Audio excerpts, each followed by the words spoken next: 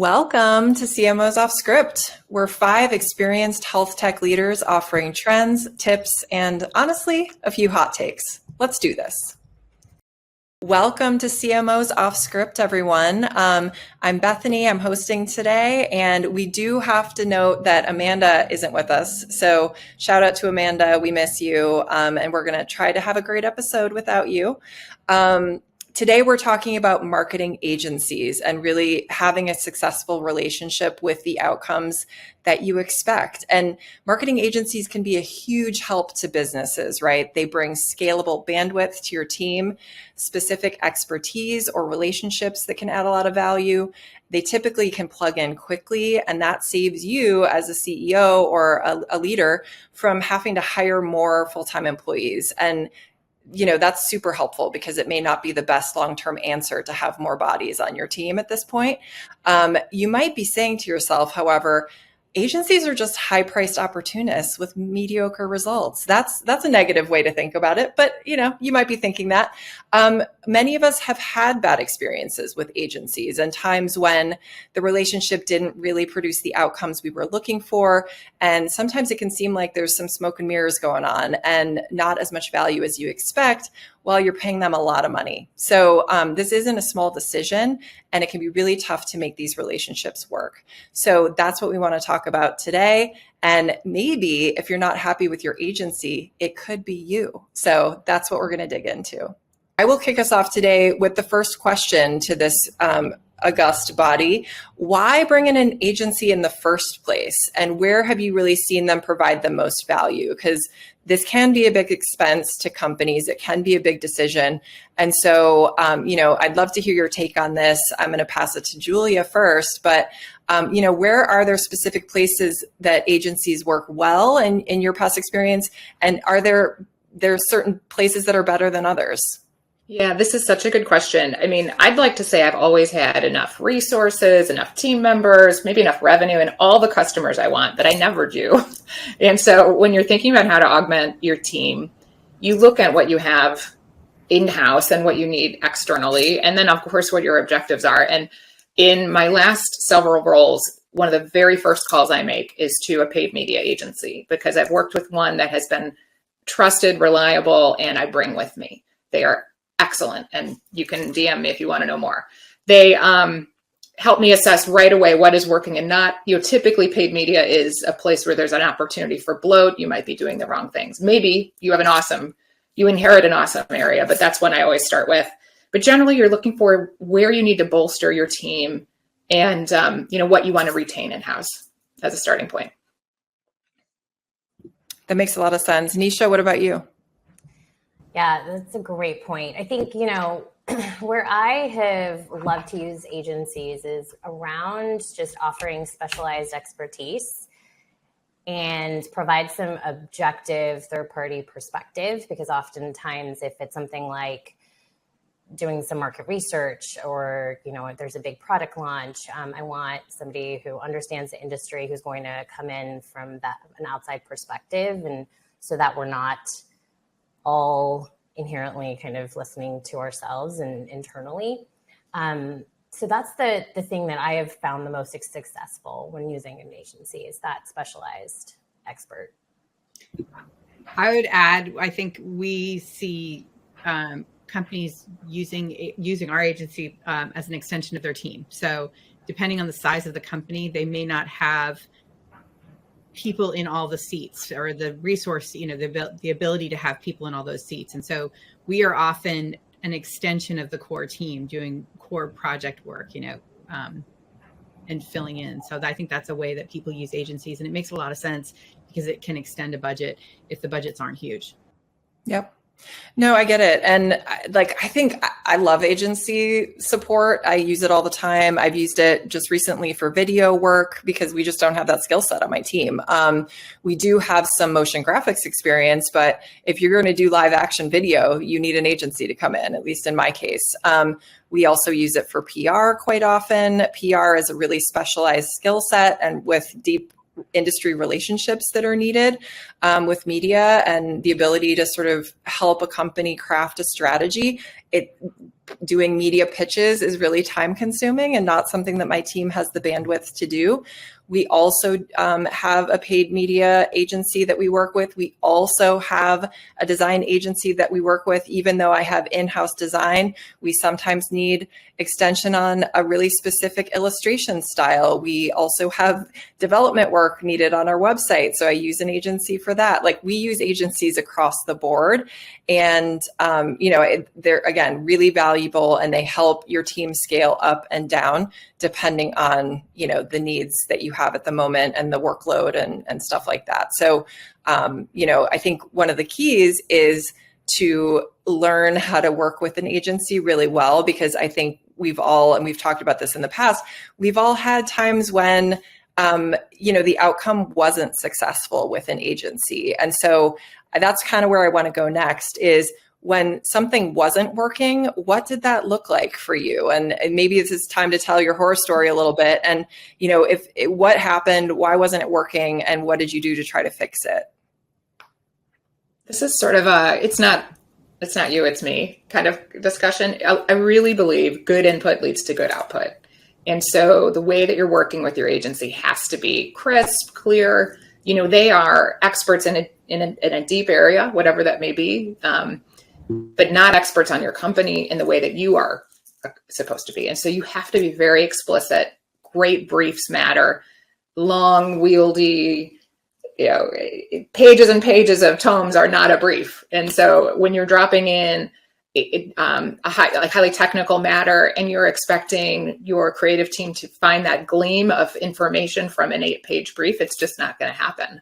And so, I could probably think of a couple examples along the way, but that has been my top takeaway. And I'm biased because I spent the first, 9 years of my career in brand marketing and consulting agencies. And so I know how hard an agency works to get it right. But if they start from a very narrow lens or, not the right information, you're going to end up with bad output. Yeah. Nisha, what about you? As I was hearing Julia talk, I think it just occurred to me that this is the perfect sort of diverse perspective for this conversation, because we've got a few folks who work with an agency. We have a few folks who have, prior to joining full time at a company, have been with an agency. And then, there's those of us who work with agencies on a daily basis. And so this is kind of the perfect storm here for this conversation. I feel like we're getting a diverse perspective. And so I just wanted to call that out. But I'd say that I've had a few instances in which there was just an expectation mismatch when hiring the agency upfront. And really, I think most of the time when folks hire out work, it's really, do you want a strategic partner associated with the company that is going to provide that expertise that you're going to listen to Julia's point, that you are going to have that collaborative relationship with? Or do you want a task-oriented agency that is just going to execute on whether it's the CMO's or the CEO's strategy, right? I think setting up those relationships and those boundaries up front are really important. This also feels like a couples podcast all of a sudden, like I'm talking about. But I think that's where, when you start to go back and forth, when you're holding an agency, and we might be talking about metrics maybe in tracking performance later, but when you're holding an agency accountable to metrics or hitting a certain goal, but then you're not giving them the room to be able to provide that expertise back, I think is where some of the mismatch happens. And it's happened to me a couple of times in my career. And honestly, it's been a big learning to just have that conversation up front of like, here is what I'm looking for. I'm looking for execution, or here is what I'm looking for. I'm looking for a strategic partner. And is this a good fit? A really good clarification, Nisha. Yeah, I think purpose matters, the right purpose for the right work. And I love your point, Nisha. Nisha, I'd like to tag on to your multiple perspectives and also call out that the way that we have all met is through this relationship. So, Absolutely. I mean, closure in fine print. Hashtag Breezy Hill. That's Chief Strategy Officer Laura Hill. Yes. It's just sort of funny, like that's Master how we connector. And I love that what we're doing together. So it's really fun. So keeping a little bit quiet on this episode, but I will chime in with, I think one of the things that is important is transparency, and when we've worked on behalf of our client with agencies, one of the places where we've run into trouble acting as a client is when we can't see the data and there's sort of a black box experience. So I've had that with PPC agencies.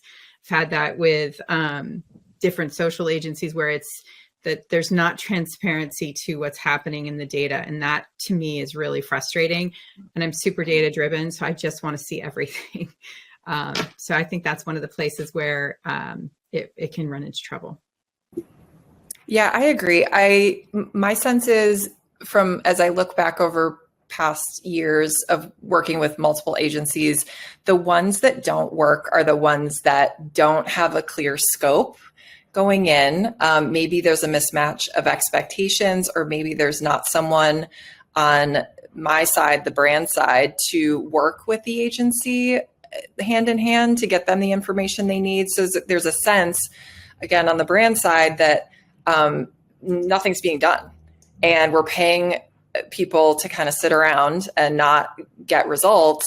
And that's, again, probably our fault, right? Because we didn't demand a clear scope and clear deliverables and clear expectations. And B, we're not getting them the information that they need to do the work properly. And so, and sometimes I think a third reason is we've hired the agency before we're ready to do the work. Like, I think the smarter you can be about what the agency is going to need to do the work up front. Like, for instance, I'm talking to a website agency right now. Do we know what they're going to need to build wireframes? They're going to need copy on those pages. They can't create that necessarily. We have to have the direction around website copy and expectations around what the images or the graphics are going to look like on those pages and stuff like that. So there's sometimes when you're saying to an agency like, oh, we'll work together to figure those things out. But, the bill rate's sometimes hourly, right? And so you're trying to, like, how much are you going to spend to do something? Like, you've got to kind of know that up front. And are you ready to sign a contract with a website agency if you don't know where the information is going to come to fill those pages? Or if you have to do a rebrand behind the scenes, like, you're going to have to wait for that to do the web pages that you need. So there's a bit of just a planning process that has to happen up front to make that relationship successful. And again, the few times that it hasn't worked, in my opinion, it's because there's a lack of clarity, a lack of expectation around deliverables or timelines. And sometimes, I would say at least once, there's an expectation from a CEO that, and this is a PR example, but he wanted coverage right away of the organization. The expectation on his side was, if we sign a contract and we're paying upwards of $15,000 a month with a PR agency, we should be getting coverage immediately, almost like it was a pay for play kind of situation, when actually PR is earned media, right? Like, you have to do something newsworthy most times. Like, there are pay to play situations, but those take time. Like, a month in, you probably are just still onboarding an agency, not expecting a ton of deliverables from them or a ton of media placement. So I think, that has been a failing too, of just like educating yourself to how long these things can take sometimes and what you need to do on, again, the company or the brand side to make it work. And I think that's kind of where we're going next, which is, what are those tips? I've mentioned a few, but we can dig into those a little bit deeper. What are those tips and tricks that you would recommend in your extensive experience working with agency, or Laura on the agency side, that CEOs or CMOs can do to make that relationship work really well and get the most effective outcomes that you're looking for. So do you guys have tips and tricks that are sort of imperative on your end? Yeah, I have one. I know that I started a remark earlier with good input leads to good output. When you're onboarding your agency, you want to give them almost the investor pitch. Here's who we are. This is who we are for.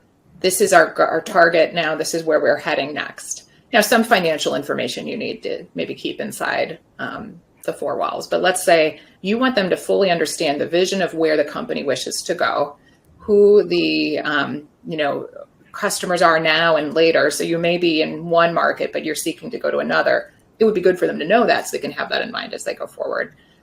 It's almost as if you are pitching them on who you are, so they get a great understanding and can feel conversant at the highest level. I kind of liken it to when you're at a trade show. You would like your agency to be able to pitch, oh, thanks for coming to our booth. Here's who, and they know enough. And I really believe, having been at an agency, your client team cares deeply about the company they serve. And so if you can give them the best information to be equipped at the outset, then they're going to be even more, helpful as time goes on. And that's true whether it's, as a very like a single service agency, like a very narrow, they're doing a website now and that's it. Or if it's, a long-term agency, even agency of record, but whatever the discipline is, you do want to give them the wide lens on what's happening. And then, of course, there's probably, narrowly defined work. It might even just be project work, but that still helps, start with a baseline of understanding the company. That's really good. That's super helpful. I would say one of the things that I see as super valuable is when you can identify one person on your team to be that point of contact for each agency, because I think having multiple points of contact can be wildly confusing and leads to delays in projects because you're circling back. And I think that there tends to be, when there's more than one person on a project, you sort of, nobody is taking 100%. Everybody's at 50%. And so we're sort of missing. Whereas if ownership has a lot of power in it, I think. I also want to go back to Nisha's point about understanding what you're looking for in an agency and making that clear to your agency. Are you looking for me to come to the table and challenge some of your assumptions because I think this is the best way forward? Or are you looking for me to get a program in the ground? Let's get this going based on your direction. And those are really two very different approaches.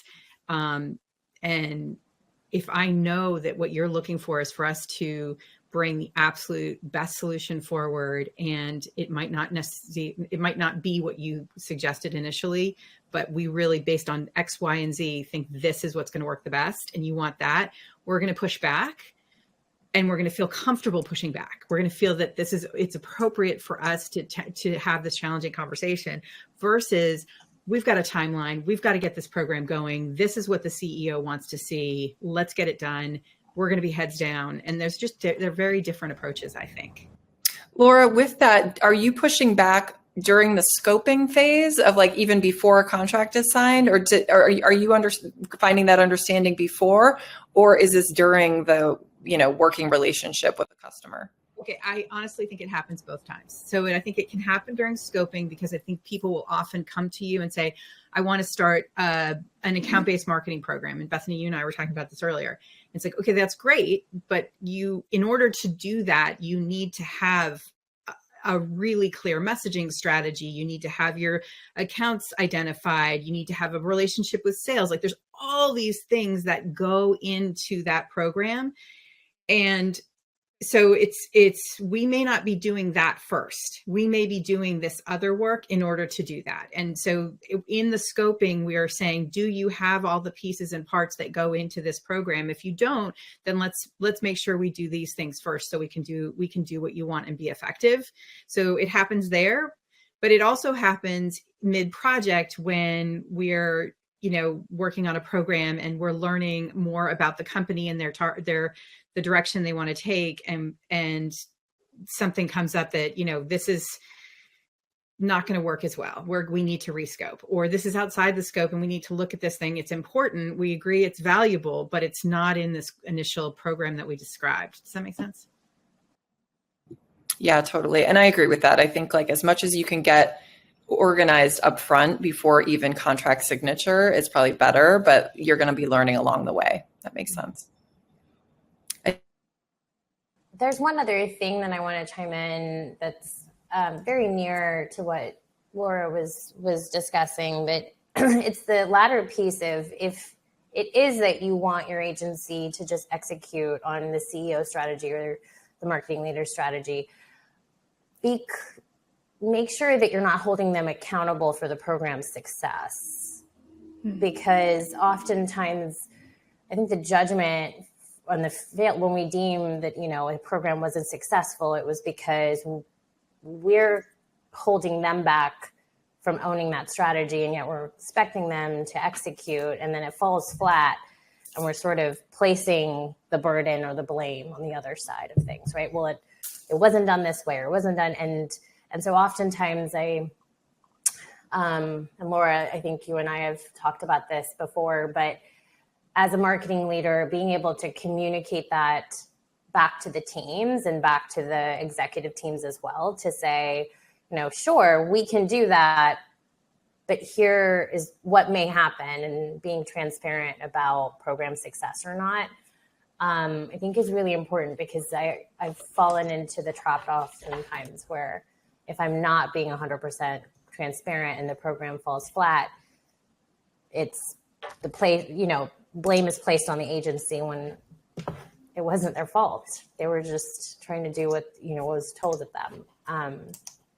So I think that part is really important. And then just to chime in about, how can we make sure that things are successful? Bethany, I think you talked about this a little bit, but training our internal teams on how to work with agencies is so important, especially because there is a give and take relationship. And when you're working with a team of people that might not be used to a successful relationship, and, they have to show up to that weekly meeting, maybe prepared, the agency has prepared an agenda, they send it out beforehand, and your team shows up and they're sort of, net blank on what needs to get done, and they haven't reviewed or they haven't prepped for it, I think is where most of the time, as an organization, we're not doing our part and stepping up. And we have to take the onus there and come prepared and prepped, just like you would for a client conversation or just like you would anywhere else. And that prep upfront is so important to be able to do, I think, our part in maintaining the relationship. I think that's right. And a lot of times I even send out a email to the key leaders across the company that need to work with the agency, like prepping them, doing an introduction, saying, hey, sales team, or hey, customer success team, like the agency is going to come asking you for information over the next few weeks, or your time to engage in interviews or whatever it is, please make that time. And so sometimes you have to get cross-functional alignment and support before, again, hiring an agency to come in and do work that then you're not catching the rest of your team off guard with something that is not priority to them, because that's, again, another thing that can hold up an agency from getting great work done, is that they're running into blockers all across the company when they're looking for information. So I think we've heard so far, we need someone to own the relationship. We need to have a clear scope and expectation setting. We need to have alignment across the leadership team in the company. We need to do some key aspects of onboarding and sort of letting the agency understand the company and have that time to do information absorption and follow up and findings. We haven't talked about contracting. And I think, Nisha, you had some great tips here for just how to think about setting up the right contract with an agency. And Laura, you might have some notes on your side as well, but would love to hear about that a little bit. Yeah, thank you. I think, and this is through experience as well, right? Because you've seen the ladder where things kind of fall off and projects are held or put on hold because we take it for granted that it is a give and take relationship. And sometimes I think what is helpful up front in the contract itself is just expectations on what what the ongoing communication is going to look like. When they do submit items that need review or approval, how long does the company have to submit their approval and give them feedback? And that type of language is so helpful up front, just so everybody sees it in writing. We all understand we're in agreement. And then oftentimes having that language to just say, like, the company, the agency may go put your project on hold, may put the entire account on hold if you take more than 4 days to get back to them to review a social media post, or if, things just sort of hang on. And so that's where I think that language is so helpful. But I will say, from a perspective of like a fast-paced environment in which there's so many things going on, and sometimes you lose grip on things and the agency's just executing. Yeah, it could go array on your end where they're posting and you didn't approve that post, but they did it anyway because it was part of their job. They needed to execute. So two sides to that story. Yeah, I think it's tricky. You know your organization best and what will fly and what won't. We talked about when you want to introduce them to other business partners. My practice has been, if I, preview, I'm going to need, customer success to interact with the agency to, identify 3 great customer stories. Chances are my customer team has never talked to an agency. So I go to that meeting and I say, hey, I'm so glad we're doing this. I want to just set the table. We're doing da-da-da-da-da. Now I'm going to turn it over to Janice and Michael to talk. But you got to meet your team where they are, and you'll know your team best, whatever that looks like. Yep, that makes sense. I'd love to talk about tracking performance. How do you approach this? From my perspective, I really try hard to set clear expectations, but also what am I looking for from a metrics perspective, and come to an agreement with the agency that we're talking about something that's feasible and that can be evolving over the course of the contract, especially if it is more of a retainer model than a one-off project contract. And so I think upfront, I try to be clear about objectives and also the key metrics or KPIs and expectations around each of those. How do you guys approach that with various agency models? I'll answer from an agency perspective. We establish monthly reporting, and we bring to the table, and we put together a slide deck and use typically dashboards from Google or from HubSpot. When it's not a HubSpot client, we'll use agency analytics, another good reporting tool. But the same idea of bringing together data once a month, we create a baseline, and then we report off of that baseline on the regular basis, and we get the feedback from the client. What are they looking for? So we use the first couple of meetings to kind of hone in on what it is that this client values and finds important. And then we make sure that that's what we're bringing to the table. And we will bring it to the table each month and talk about the context of the data, because that's so often important. For instance, it's election season. This is not a great month to do paid advertising. Just saying. But, so context is always, I think, super relevant to your reporting, but that's how we approach it. That makes sense. Anyone else? Metrics, KPIs? I think sharing across is important. So if you have an agency that you've chosen to specialize in one thing, and you have another agency working on a part that's related, maybe you have a web agency, and then you also have a media or paid search agency. If they don't know what the other are doing, they won't be able to coordinate. And while two agencies can be really useful, you as a client have to be really good at connecting the dots for them. And so that would be, one of my recommendations, sharing the data across. Now, in that instance, both agencies would probably have view access to your Google Analytics, maybe even edit access. So they could do that, but you have to create the forcing function for them to know what the others are doing. And occasionally referee if the agencies have similar services, and make them feel okay. And this is where parenting is like such a helpful lesson in management. I really like you for what you do here. And I like your brother differently because of what he does there. I agree with you. I think that's a really good call out. And I've been in projects with you, Julia, where we're working with multiple agencies, and it's been really successful.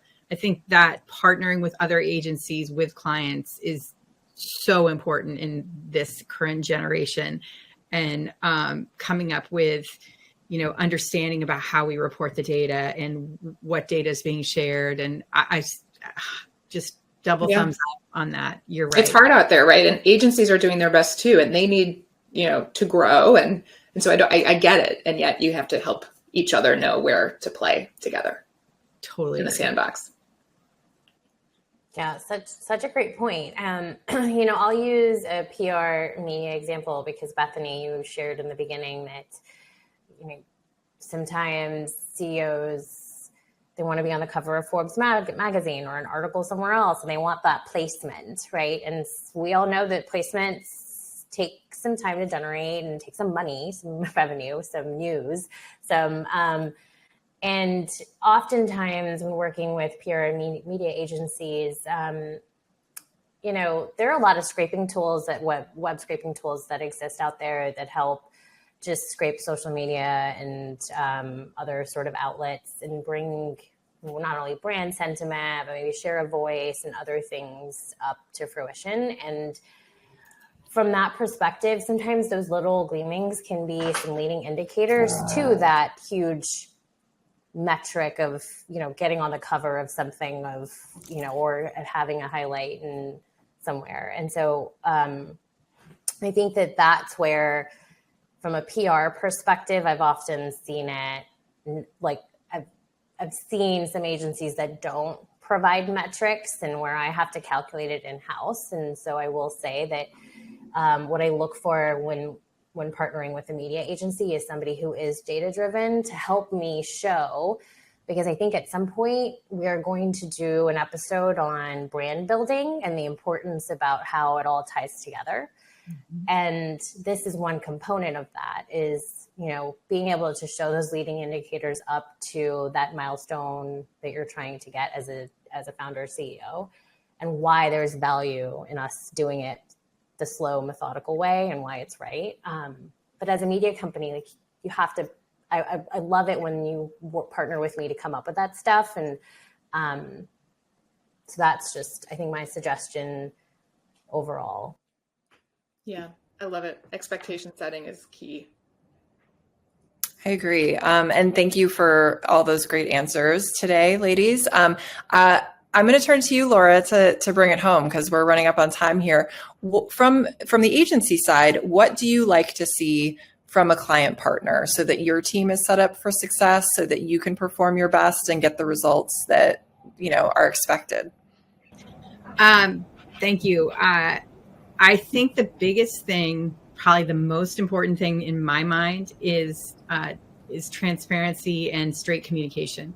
So we're trying as hard as we can to do the best we can. And most of the agencies I know are trying really hard to deliver for their clients. They want to deliver. They want to do the best work. And it's not always firing correctly, but most times you can straighten it out. You can through communication. But if we don't know there's a problem or there's a misfiring of something, we can't fix it. So my biggest ask of the universe is I love it when we just talk straight. What is it you need? What's happening that's not working? Let's figure out how we can find the path through this. Because I really believe 99% of us are really trying so hard to do a good job for our clients. And so let's just talk to each other straight.